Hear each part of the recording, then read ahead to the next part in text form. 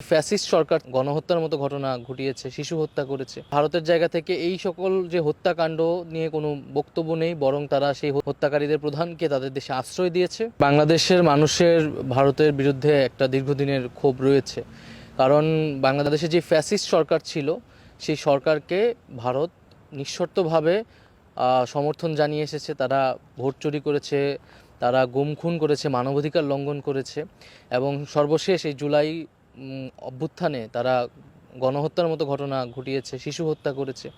তারপর আমরা দেখেছি যে ভারতের জায়গা থেকে এই সকল যে হত্যাকাণ্ড নিয়ে কোনো বক্তব্য নেই, বরং তারা সেই হত্যাকারীদের প্রধানকে তাদের দেশে আশ্রয় দিয়েছে। ফলে মানুষের ভিতরে সেই ক্ষোভ থাকাটা স্বাভাবিক। তারপর আমরা সবাইকে আহ্বান জানাই যে আসলে আমরা কোনো দেশ নিয়েই আমাদের জায়গা থেকে আমরা বিদ্বেষ ছড়াবো না এবং কোনো রাষ্ট্রের পতাকাকে আমরা অবমাননা করব না।